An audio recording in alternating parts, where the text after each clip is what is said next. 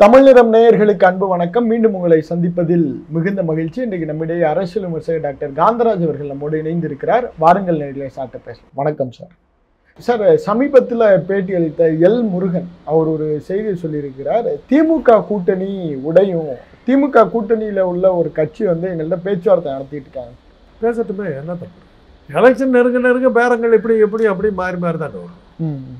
அதில் எந்த வழக்கம் உள்ளது தானே. அவருக்கு தைரியம் இருந்தால் சொல்ல வேண்டியது தானே, எங்களோட பேசுகிறாங்கன்னு சொல்லிட்டு போக வேண்டியது. இல்லை, அவர் ஒரு இண்டிகேஷன் கொடுக்குறாரு, எங்களோட முன்னாடி கூட்டணி இருந்த கட்சி தான் அவங்க அப்படின்னு சொல்கிறாங்க. அவங்களோட யார் கூட்டணியில் இல்லை? ட்ரம்ப்லேருந்து எல்லாரும் தான் கூட்டணியில் இருக்கிறாங்க. யாரும் அவங்களோட கூட்டணியில் இல்லை. அதை தேர்தல் நெருங்க இந்த மாதிரி கதைகள்லாம் வரத்தான் செய்யும். அப்படி போனால் போட்டுங்க, யார் வேணாங்க. என்ன சார் போனால் போட்டுன்னு அவ்வளோதாங்க. யாரையும் இழுத்து பிடிச்சி வைக்க முடியாதுங்க. நீ அவரை நம்பி போகிறேன்னா போங்க. அப்படி தான் மக்கள் நல்லா கூட்டணி வச்சிங்க. ஏற்கனவே பார்த்துருக்கோம்ல, அண்ணா திமுகவையும் ஒதுக்கிட்டு மிச்சம் எல்லா கட்சிகளும் ஒன்றாக இணைந்தன. மக்கள் நல கூட்டணி என்ன ஆச்சு? ஒரு சீட்டு ஜெயிக்கல. ஆளுங்கட்சியாக திமுக தான் வந்தது, எதிர்கட்சியாக அதிமுக தான் வந்தது. ஒரு சீட்டு ஜெயிக்கல. அதில் தான் விஜயகாந்த் மனசு உடஞ்சி காலியான. நீங்கள் கொடுக்காத விளம்பரமா? மக்கள் நல கூட்டணி வைகோ இணைந்தார், திருமாவளவன் இணைந்தார், ரேவரை இணைந்தார், அவரை இணைந்தார், அவெல்லாம் வந்துட்டாங்க. அழிந்தது திராவிட 49ஆம் வருஷத்துலேருந்து சொல்லிட்டு இருக்கிறீங்க. 1949 சொல்லி அப்பலேருந்து. ஆமாம், திமுகன்னு ஒன்று ஆரம்பித்த அன்னைக்கே 3% ஆரம்பிச்சிட்டாங்கல்ல. திமுக அழிந்ததுன்ட்டு அண்ணா முதலமைச்சராக பதவி ஏற்றிட்டு கையெழுத்து போடுறாருங்க. அன்றைக்கி அடுத்த செகண்டே 3%காரங்க பத்திரிகையில் அண்ணா ஒரு ஊழல் பேர் வழின்னு போட்டார். கையெழுத்து போட்டு பதவி ஏற்று அப்போ தான் வர்றார் வெளியே. அண்ணா ஊழல் பேர் வழி எழுதுனா அந்த பேனா ஃபாரின்லேருந்து இம்போர்ட் பண்ணுது. அந்த கையெழுத்து போட்ட பேனா அதுவும் ஒரு ஊழல் அப்படின்னா. ஏன்னா அன்றைக்கி டிஜிட்டல் மீடியா இல்லை, அவங்க வச்சது தான் சட்டம். இஷ்டத்துக்கு எழுதுனாங்க. என்ன ஆச்சு? அதுக்கப்புறம் 71 அன்றைக்கி போன காங்கிரஸ் முழுக்க 3%காரங்க காங்கிரஸுக்காரர் தான் சப்போர்ட் பண்ணிக்கிட்டு இருந்தாங்க.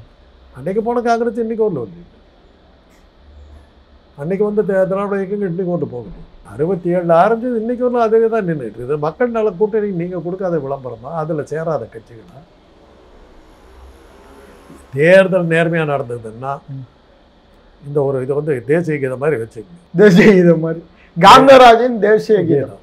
தேர்தல் நேர்மையாக நடந்தால் பாஜகவும் அதன் கூட்டணி கட்சிகளும் காஷ்மீரிலிருந்து கன்னியாகுமரி வரையில் ஒரு இடத்தில் கூட ஜெயிக்காது.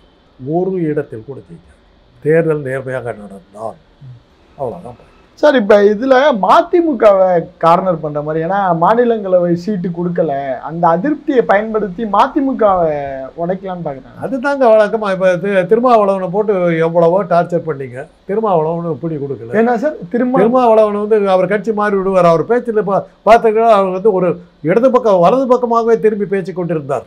மைக்கு முன்னால் அவர் வலதுசாரியாக்கி விட்டார். திமுக விட்டு விலக போகிறார். இப்படியெல்லாம் எழுதுனீங்க. அவர் இந்த நேற்று வரையில் திருமாவளவன் கட்சி மாறிடுவார் எழுத ஊடகம் சொல்லுங்க பார்க்கலாம்.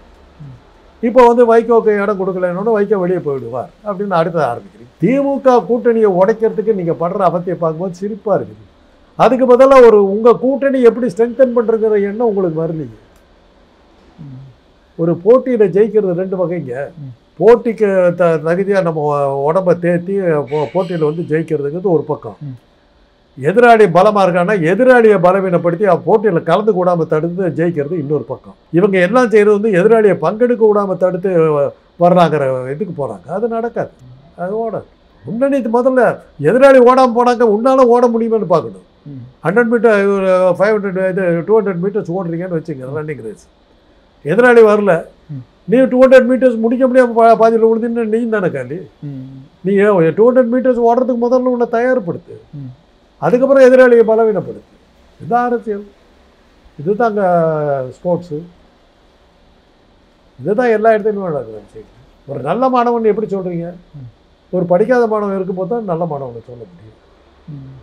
எல்லாருமே பெஸ்ட்டு ஸ்டூடெண்ட்னா யார் நல்ல மாணவன் சொல்லுவீங்க? இல்லை எல்லாருமே ஃபெயில்னாக்க நீங்கள் என்ன பண்ணுவீங்க? ஒரு மோசமான மாணவன் இருந்தால் தான் ஒரு நல்ல மாணவன் வர முடியும். இருள் வந்தால் தான் வெளிச்சத்துக்கு மரியாதை. அதனால் இதெல்லாம் எல்முருகனுக்கு வாழ்த்துக்கள். முயற்சி பண்ணுங்கள்.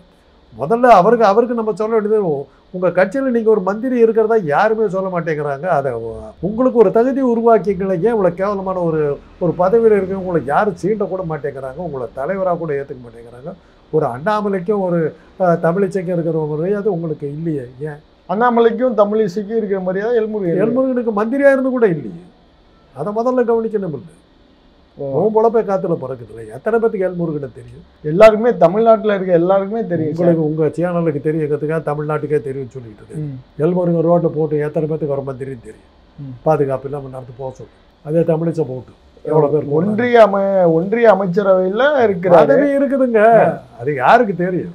இப்போ எல்முருகன் வந்து திடீர்னு முன்னாடி நின்னா எனக்கு சத்தியமாக தெரியாது அவர் எப்படி இருப்பாட்டு. அதே அண்ணாமலையோ தமிழிசையோ தான் எனக்கு தெரியும். அறிமுகமாக அவளே எங்க Draupadi Murmu president of India டக்குனு என் வீட்டுக்கு வந்தாங்கன்னா சத்தியமாக தெரியாது. யார் அவங்கள காட்டுறீங்க? அவங்களுக்கு என்ன மரியாதை இருக்குது?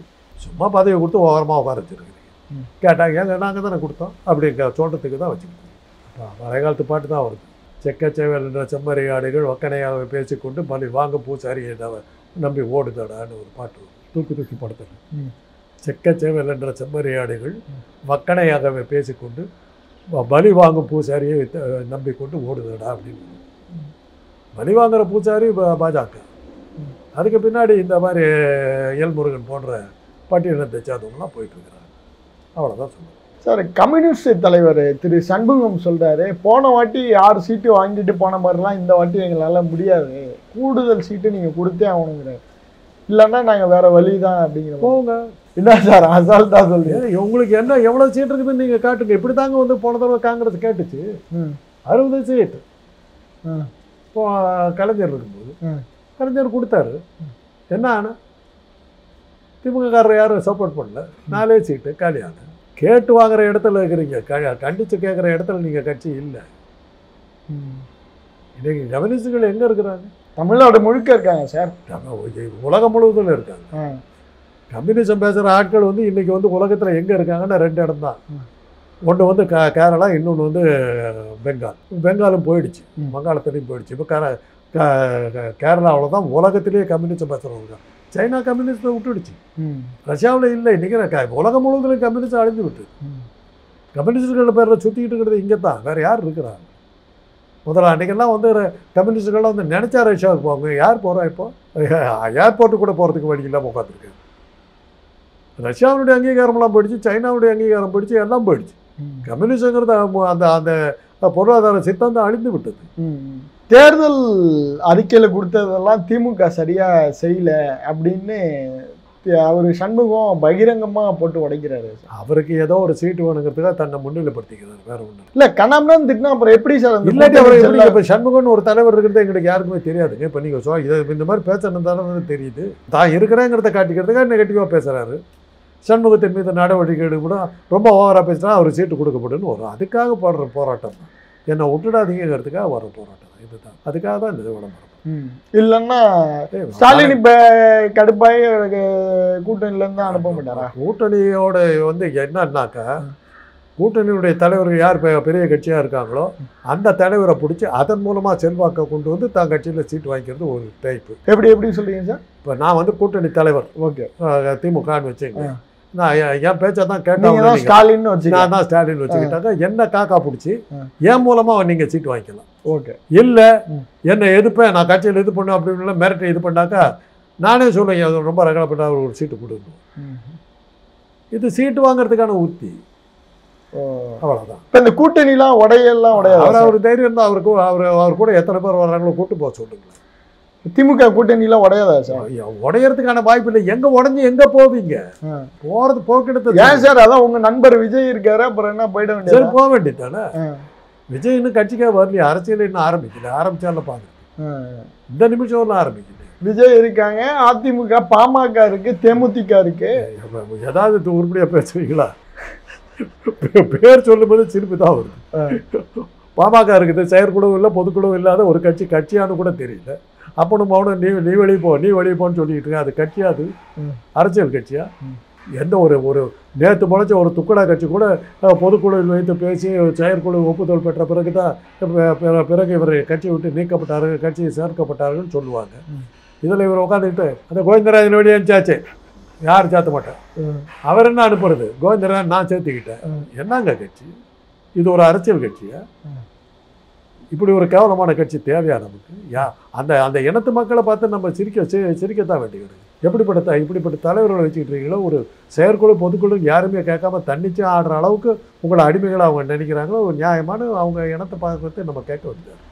அதான் தேமுதிகவை பற்றி கிளீனாக இன்றைக்கி இந்த வாரம் எல்லா பத்திரிகையும் எழுதிட்டாங்க. என்ன சார் சந்தர்ப்பவாதிகள் அப்படிங்கிறது.